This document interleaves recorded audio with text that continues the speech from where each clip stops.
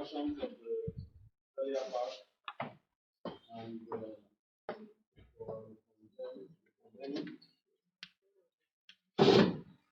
three of the questions that were raised in the morning was let me quick response to them before I go to.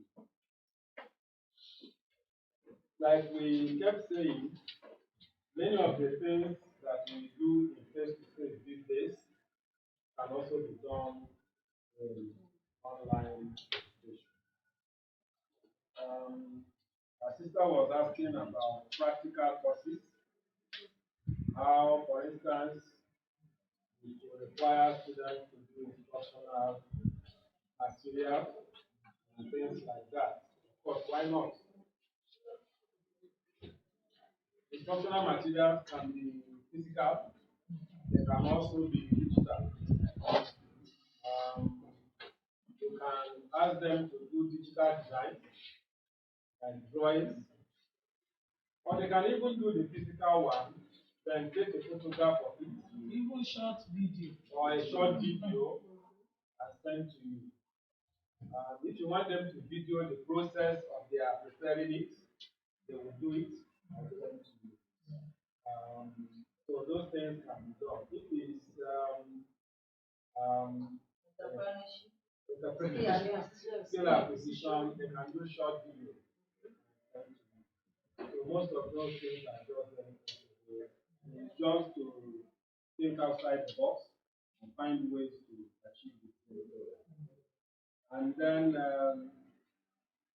Professor Lako asked about issues about hidden curriculum, like the rules in the seminary in those days. Yeah, but in online education, you also have hidden curriculum. It may not be exactly the same thing. You also have hidden curriculum. Like when there is everything has its own culture. Even online learning has its own culture. There are many abuses and there are many bad habits people develop when using some of these things. Somebody might log into an online class and go away and leave the class. So you think he's still connected because his system is appearing there. It can be there and off the audio. Yeah. So that it's doing another thing. So there are many bad habits that if you have ways of discovering and correcting, this thing is new, but as we are growing in it, some of these things will change. We too will learn how to use it better. And the students themselves also will learn how to use it better. That's what I can say about that. And then having some information about people, we can do that online, of course, very well. The rector already responded to that actually. At the beginning of the class, we can have an introduction forum. You can create a forum on Moodle or any learning management system you're using. You can create a forum for every day or for every week. You can have an introduction forum where at the beginning of the class, everybody just goes there to drop one page about themselves with their passport, their profile, so you know about them. And what I normally would do is the first time we will meet, the first 1 hour, we will use it for even introduction. I'll tell everybody, turn on your video. I want to see what you look like. So I'll see your face. You will introduce yourself, tell me about yourself, and I'll ask you questions and all of that. First hour we'll use it for that. And it's usually very helpful. But the great advantage of this is that for your college can get someone from the US to facilitate the course for them. He doesn't have to come here. You don't need to pay his flight, but you can teach your students. That's great asset. A student in America can also enroll in your program. We had one last year. Beautiful. Who wanted to? Beautiful. So, but we are just developing. We are not ready. I have a friend in the UK who has been asking me as far back as 4 years ago, when are we going to have a full online program? Because Because some of our churches there, especially the African churches, are getting tired of sending their children to the seminaries in the UK and in the West to train for them. So they will prefer that they will send them to us to train for the first degree at least, or the MD. After that, they can now go anywhere they want. Because what they are teaching them there are not things that will help them to grow the kind of Christianity that they want to grow. So there is a window of opportunity waiting for us to tap into. And without venturing into this, we're not going to be able to take advantage of it. So all of it is to encourage us to say, please let's do whatever we can to migrate into this, so that we can increase our efficiency in it, and until you start, you will not grow, you will not improve, and you will not develop.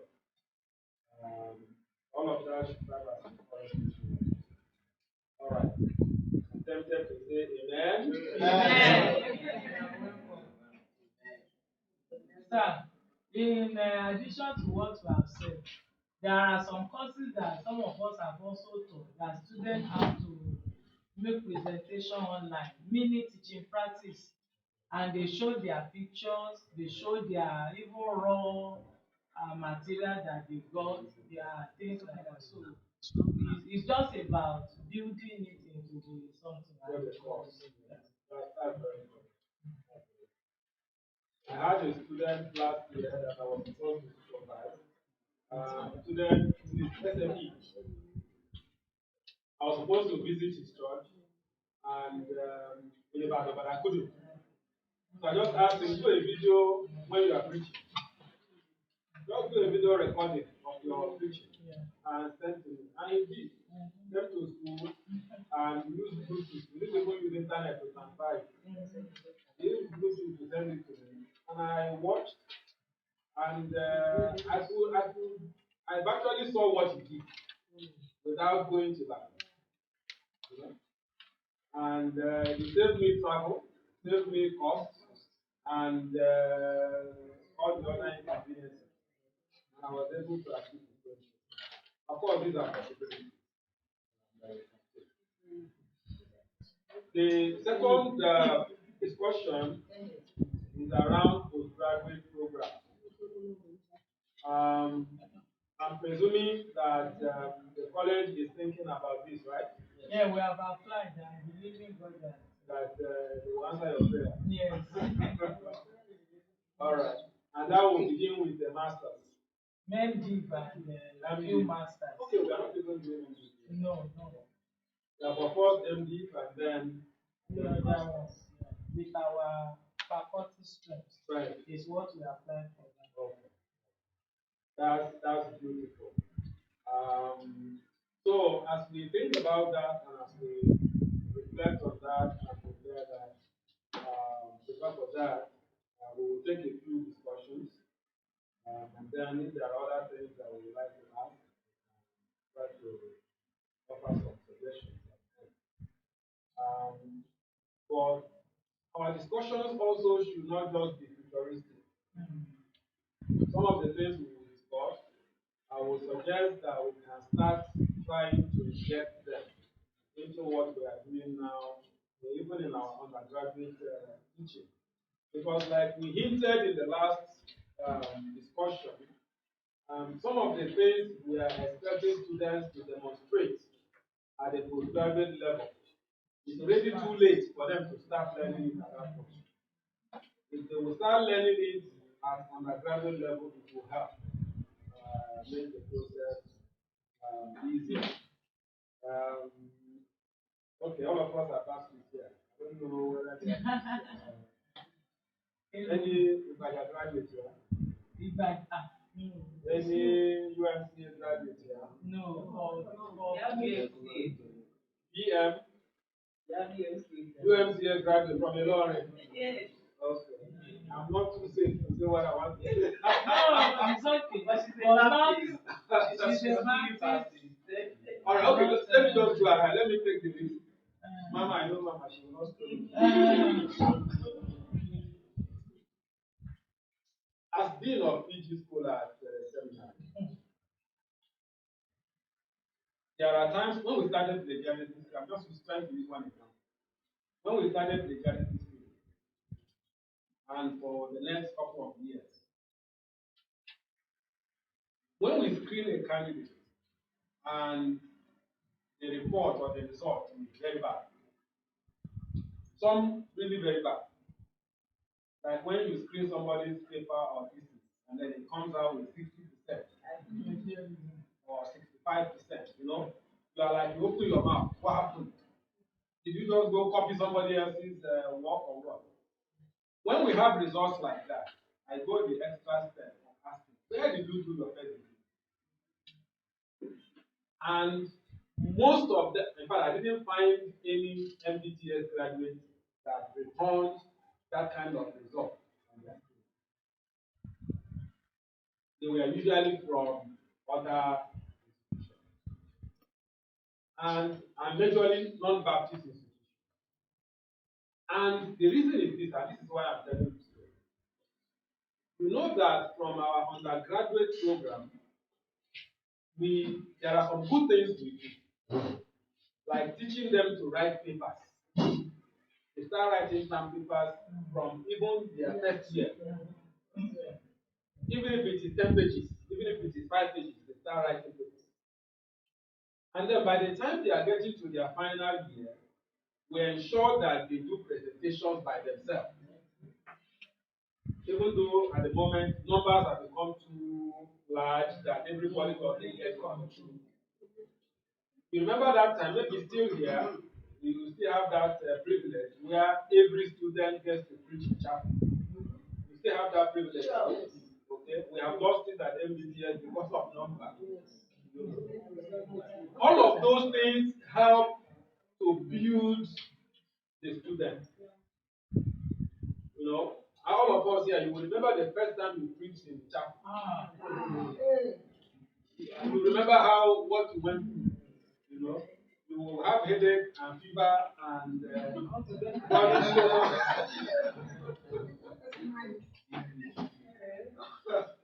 I had one at Obi when he came to chapel to preach. He had not preached for 5 minutes. He said he does not know why the bearing guy has refused to read.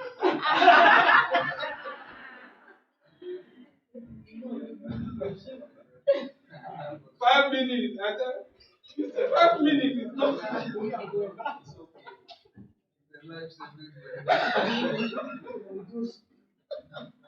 So all of those exposures helps the student to develop muscle, stamina, intellectual capacity.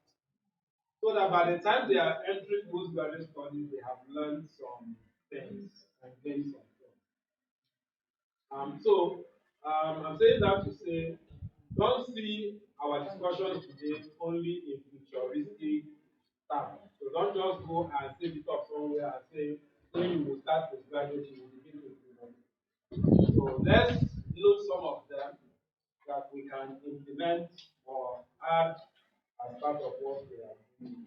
It will all help the growth of the end. Okay, let me begin with this. Some of our colleagues here will have heard me say this 1 or 2 or 3 times. The 3 different levels of studies that we undertake. I have a way of describing what their objective is. The undergraduate, the master's, the PhD.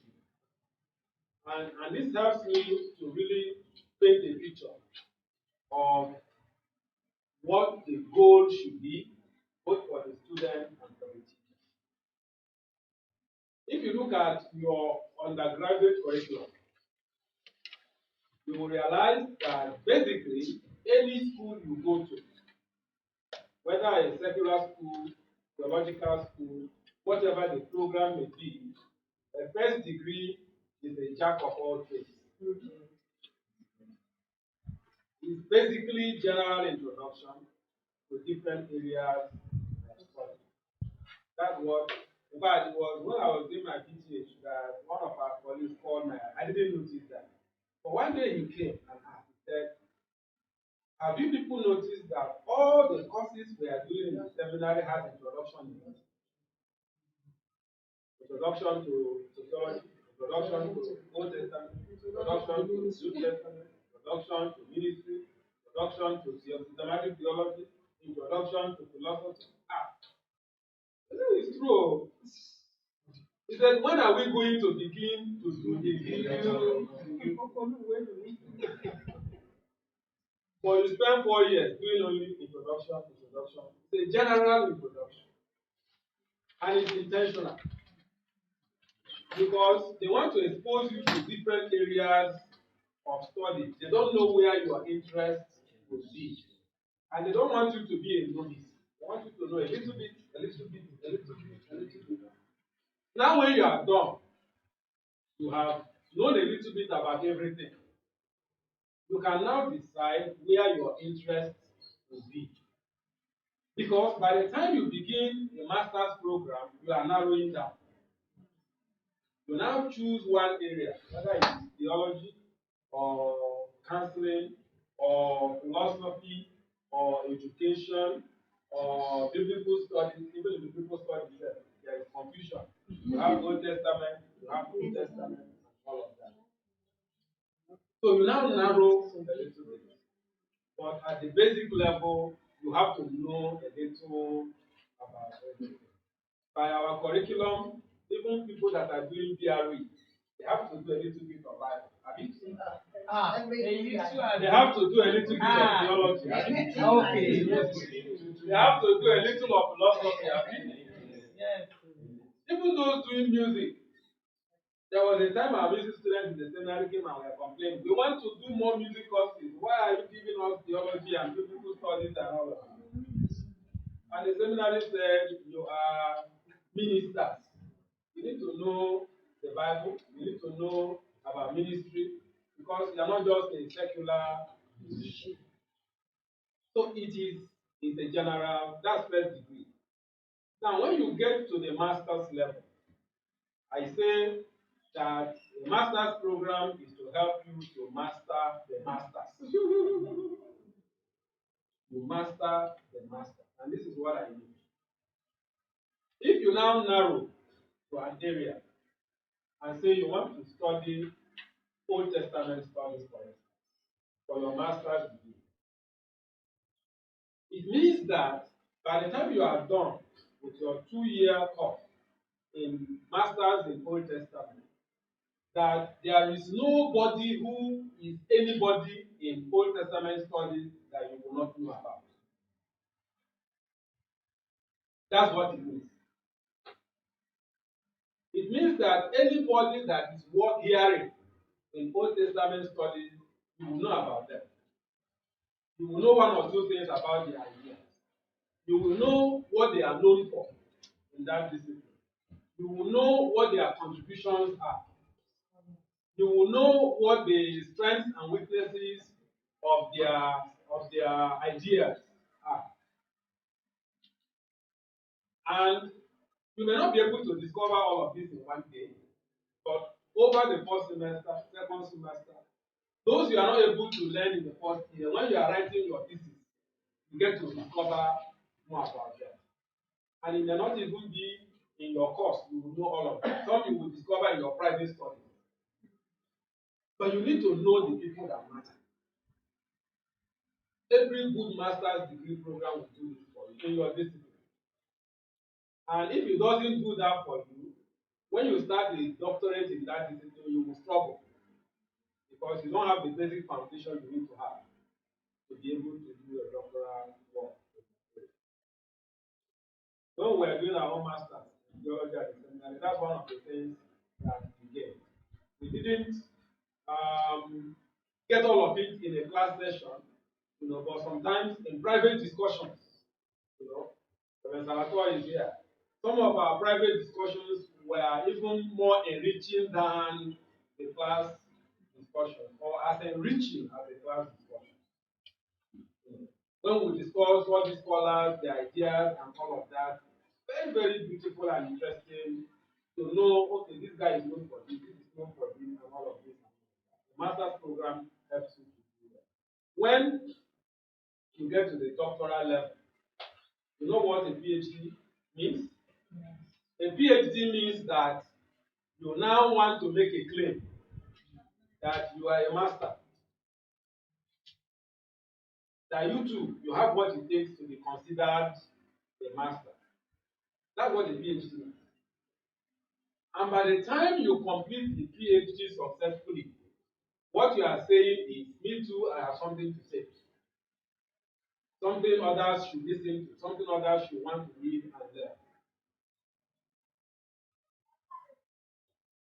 So, when you are thinking of postgraduate studies, I think this is the template that should guide both in the formulation of curriculum and in the delivery of the curriculum, whether in teaching, in administration, and in assessment of the work that is done. I say that to sort of open the discussion on empowering faculty for postgraduate studies in theological education. What is the goal of postgraduate theological education? I suggest three. The goals of postgraduate theological education. One is critical reflection on the faith. That's what postgraduate studies actually is supposed to help us to do. As theological educators, as Christians, critical reflection on the faith. And when you look at the first degree program, or first degree, undergraduate degree in theological education, and in most other disciplines like it said, it does not involve too much of critical review. You are trying to know what others have said. You know, they will tell you this, you will read this, you will read that, they will introduce you to this and that and that and that and that. But then when you get to the master's level, the bottom line and the key thing is for you to begin to ask questions, even questions about the faith. And that is why, all other things being equal, when you find a church pastor who has a master's degree or a doctorate, the way he does ministry is different from the way an undergraduate does ministry. All other things being equal. All other things being equal. There are some peculiar times when you will find a PTH who will do a better job than a PhD. And all of that, you know it will happen. But all other things being equal, there should be a difference.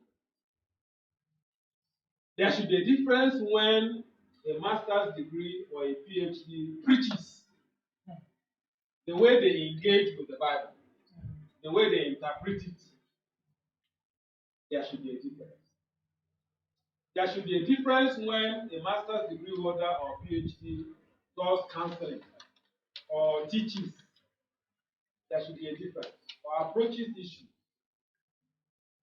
It's because of what the postgraduate program has done for them that enables them to be able to do that.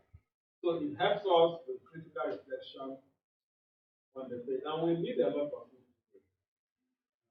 All of us have access to social media. You see all the abuses and all the funny things going on. We need pastors that can critically engage with the faith and provide direction and leadership. Number two is critical thinking with a view to unravel problems and propose solutions that grow the church and society. Postgraduate studies zeroes in on problem solving,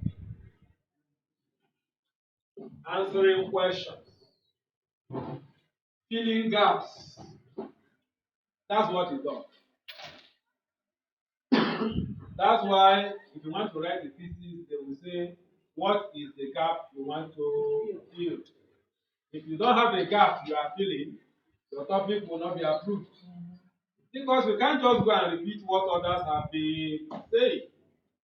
There must be a gap. There must be a problem. So we spend our time looking for problems. Not because we like problems, but because we want to provide solution to the problem. And if you have not identified the problem, you cannot provide solution. That's what postgraduate studies try to do.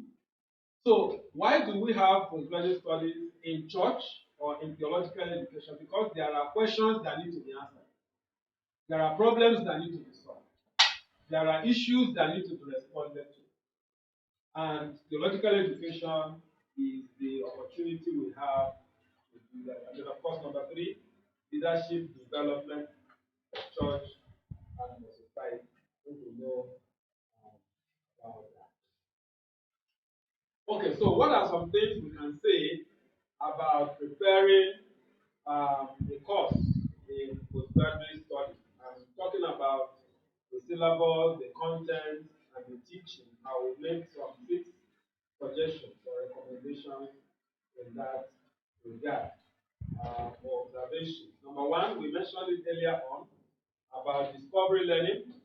I also want to say that postgraduate education is discovery learning. It's guided discovery learning. That's the issue about research papers and presentations, and you having a supervisor or being a supervisor.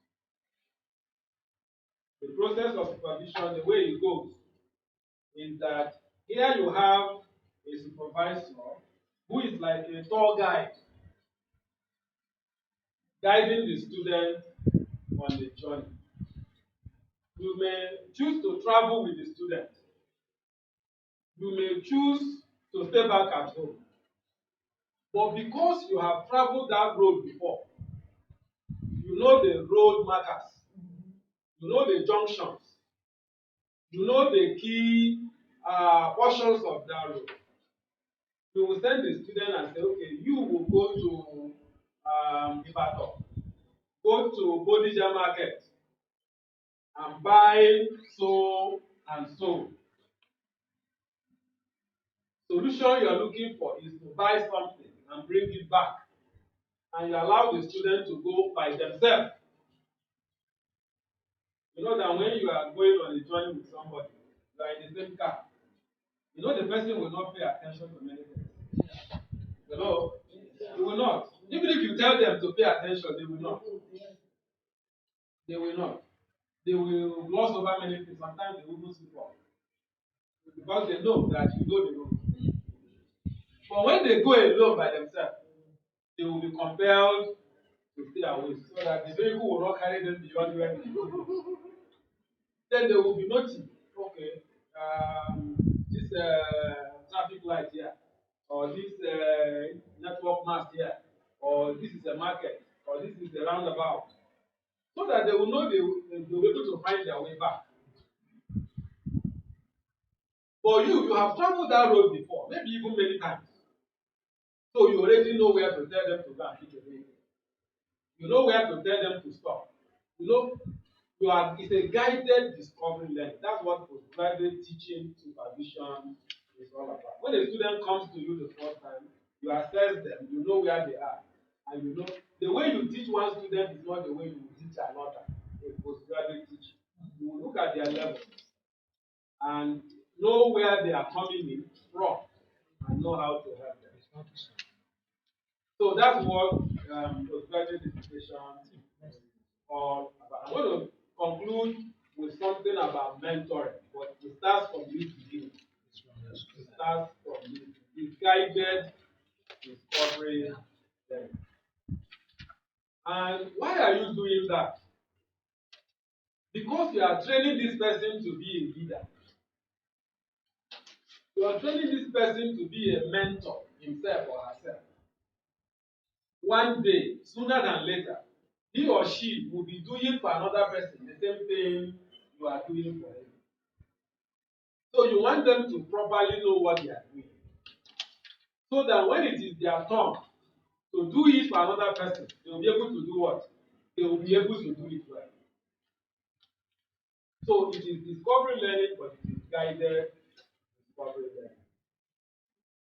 And then for postgraduate education, the syllabus should clearly designate objectives, topics per week or per day, learning resources, whether hard copy or electronic, and the method of assessment. All of them should be built around the objective. These are very essential teaching principles, educational principles that applies across the board.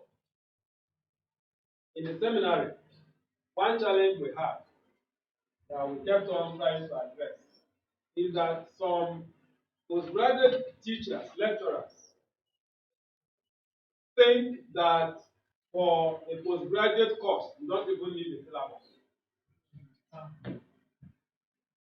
Some of us try to teach without a syllabus. But we said no. Even at the PhD level, every course should have a syllabus. A syllabus is a guide, is a contract, is a clear demarcation of expectation. The student will know what you want him to learn, what they need to learn, how they need to get there, and all of that. So, and the syllabus needs to be properly planned, complete with resources, complete with topics that they need to cover, complete with assessment. Are they going to do an exam? They don't have to, but they could. If they have to write papers, how many? In what direction? What is the goal of each paper? There must be a reason for each paper. Not just to say go and write 5 papers. On what? There must be a reason for each one. There must be something you are looking for. And all of that should be properly planned ahead of time. And then the goal of a postgraduate course, first, we know that paper writing is a key part of a postgraduate course. We even start introducing it from undergraduate level. But that is the essential hub in postgraduate courses. You have to write papers and do presentations. But before asking students to go and write papers, we need to take them through the theoretical part of the course. Very essential. They need to know what this course is about. If it is a course on, let's say, biblical studies, let me not use systematic theology. The issue of biblical authority. Okay, that's the title of the course. Whatever, just as an example. They need to know what are the issues going on today about that problem. What are the discussions? What are the debates? What are the disagreements? What are the agreements? The students need to know all of that. And all of that can be done as you guide them to discover the theory of that, the theoretical part of that course. You don't have to teach it as in the way you will teach undergraduates. You can take a major voice, take a book that they have written, identify a chapter that addresses an aspect of the problem, and you say, this week we are reading this chapter. We'll come back next week and discuss it. That's discovery learning. They will go, they will see all the arguments and debates and all of that. The following week, give them another sample. Read it, we'll come back and discuss it. So that by the time they are done with that theoretical part, they have known what the major issues are. When they have to go write their own papers, they will know where to start from. They will know the level of discussion required of them. They will know the kind of issues that they are needed to address, and all of that. They will not discover them on their own. You have to be the one to guide them to discover. Another challenge that I discovered that we also tried to address at the seminary was using resources that are not really postgraduate level resources to teach postgraduate courses. Sometimes students will bring to me and say, our lecturer said we should review this. And I look at it. What are you doing with this book for a PhD course? It's a sheer total waste of time. This is not the kind of books you should be reading at the doctoral level. Yeah, speaking in tongues is even good. There are, if it's a topic in the seminar you are taking, you can do a whole course on speaking in tongues. But it shouldn't be one that gives the academic. Oh, no problem.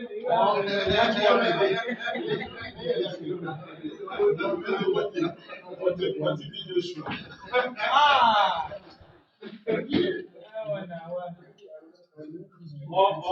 Or you want to discuss the issue of the use of anointing oil, and you are quoting Oyedepo. Oyedepo will tell you the Holy Spirit is the anointing oil. Yeah, yes. Anointing is online. You know. So, in other words, you as a guide, remember I said that a postgraduate teacher is a guide, is a tour guide. You already know the route. You already know the road you are supposed to. You already know the materials they should be dealing with. And the quality of materials that students are exposed to reflects in the papers they write. It reflects in the thesis they will write. It reflects in the way they engage with topics. If they are dealing with this low-level material, their discussion and thinking will remain at that level. But if they deal with the big authors and resources, they will be forced to grow. And sometimes you will discover a student that will say, Oga, this material, we don't understand it. We don't understand it. That is the way it should be. Because they are trying to migrate from a lower level to what? To a higher level. They are not at the higher level yet, so they won't understand it. But the process of shifting to the higher level requires that they deal with these hard materials. As they try to understand it, then mentally the elastic is stretching. The elastic is stretching, and they are getting better and better, and they are growing. And before they know it, they may not even know it, that the people that hear them will begin to recognize that something has happened to this person because of the level of discussion and because of the level of writing. So that's what should happen so that the person will be able to grow. We have a student in the seminar, he's still doing his PhD now. 1 year after he finished his master's, he said he picked up his MPhD and he was ashamed of himself. After 1 year of PhD, he said he picked it up and he was like, what was I thinking when I was writing this? That's a sign that he has done what? Some growing has happened. Some shift has happened. And so that's the way it should be. That's the way, and it will depend on the kind of material they are exposed to. It is our work as the teachers to guide them in that climate. Today, maybe later on we can discuss about availability of the right level of resources. It's a challenge, but there are solutions. And there are ways that we can go about it. Another suggestion I always make is that it is always better if, as part of taking the students through the theoretical part of the course at the beginning weeks of the semester, if the lecturer will also find time or create time to discuss with them a properly written paper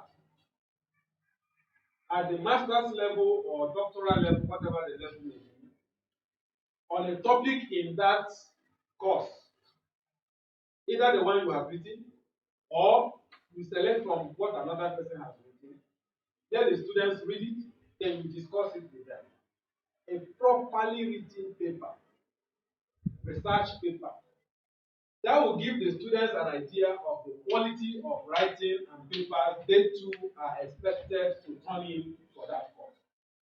It's all part of preparation for the students. And then I've talked about the resources, how it should be selected carefully. They should be current, they should be appropriate in terms of level, and they should be written by the key figures in the. And please, I'd like to say this, all of us are part of the same system. It's important for us as scholars to know the key voices in our specialization. It's important. The ones that have gone by and the current ones. It's important. Similarly, it is important that we expose our students to those key voices. You may not agree with them. You may not agree with them. If you don't agree with them, let the students know why you don't agree with them. If you agree with them, let the students know why you agree with them. But let them be exposed to the authority in that field. It's sometimes very appalling when you will find a student in a particular specialization and you ask them, do you know this guy? They will say no. Do you know this guy? They will say no. Have you heard about this one? They will say no. Have you read this book? They will say no. So what have you been reading? Who have you been reading? That's not how scholarship is done at all. If this student does not know what is going on in his or her discipline, how will they now become an authority in that same discipline? It's not possible.